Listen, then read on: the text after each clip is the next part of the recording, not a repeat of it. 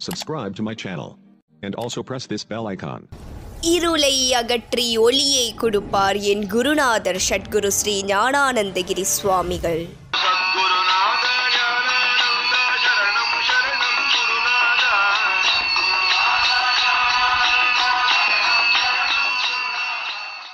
ஓம் நமோ பகவதே ஞானானந்தாய. இயக்கி வைக்கும் இறைவன்.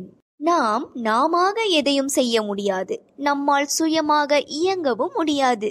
நாம் எண்ணுவது எதையும் நம் எண்ணம் போல் செயல்படுத்த நமக்கு அப்பாற்பட்ட ஒரு சக்தியின் மூலமே முடியும். அதுதான் இயற்கை. இயற்கையே இறைவன். அந்த இறைவன் நேரடியாக நமக்கு எதையும் அருள்வதில்லை. நமக்கு அருள வேண்டிய அனைத்தையும் ஒரு தூய நிலை கொண்ட குரு மூலமே நமக்கு கொடுக்கிறான். அந்த குருவின் அருளின்றி நாம் செயல்பட முடியாது. இதை நம் குருநாதர் பல சந்தர்ப்பங்களில் நமக்கு வலியுறுத்தி அதனை உணர்த்தும் விதமாக பல திருவிளையாடல்களையும் நிகழ்த்தியுள்ளார். நாம் தான் நம் காரியங்கள் அனைத்தையும் செய்கிறோம், நாம் செய்யாவிட்டால் அவை நின்று போய்விடும் என்று எண்ணுவதும் தவறு. இதை உணராமல் செய்யும் எந்த செயலும் வெற்றியடையாது. அதோடு இந்த எண்ணம் நமக்கு அகம்பாவத்தை அளித்து அழிவுக்கு அடிகோலும். இந்த தத்துவத்தை குருநாதர் தன் பக்தர்களிடம் அடிக்கடி வலியுறுத்தி சொல்வதுண்டு.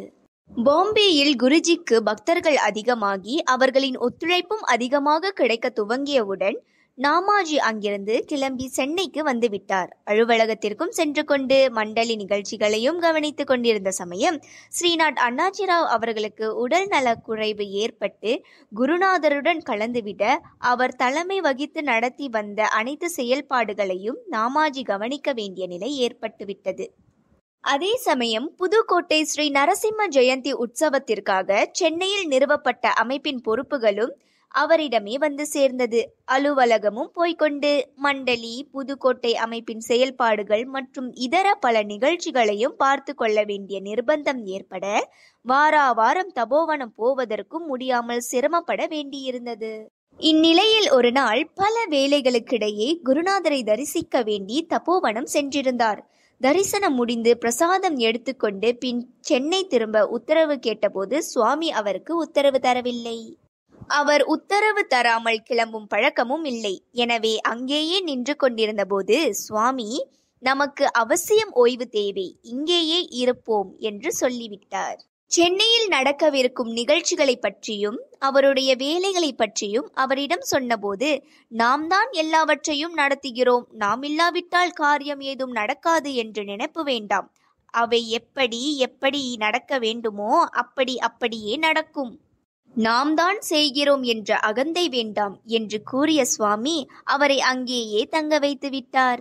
இவ்வாறு அவர் தபோவனத்தில் தங்கியிருந்த சமயம் ஒரு நாள் அவர் முன்பே ஒப்புக்கொண்டிருந்தபடி சென்னையில் ஸ்ரீ மகா பெரியவாளின் பட்டின பிரவேச ஊர்வலத்தில் நமது மண்டலியின் நிகழ்ச்சிகள் நடக்கவிருந்தது.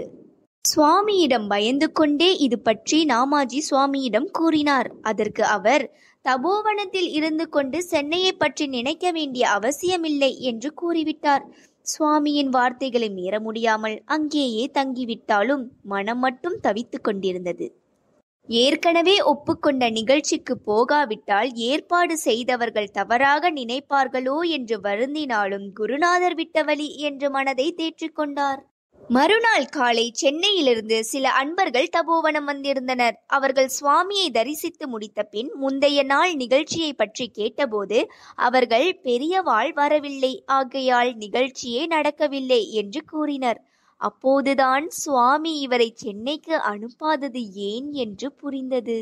உள்ளே சென்று குரு பெருமானை நமஸ்கரித்தவுடன் சுவாமி சிரித்தவாறே, நாம் போகாததால் நிகழ்ச்சி நடக்கவில்லையோ என்று கேட்டவுடன் அடக்க முடியாத ஆதங்கத்துடன் அவருடைய பாத மலர்களை பற்றி அழுத நாமாஜியை தூக்கி சமாதானப்படுத்திய சுவாமி, எல்லாம் சுவாமிக்கு தெரியும், நமக்கு ஓய்வு தேவை என்பதாலும் இப்போது நேரம் சரியில்லாததாலும் தான் இங்கேயே நிறுத்தி வைத்திருக்கிறோம் என்று கூறினார்.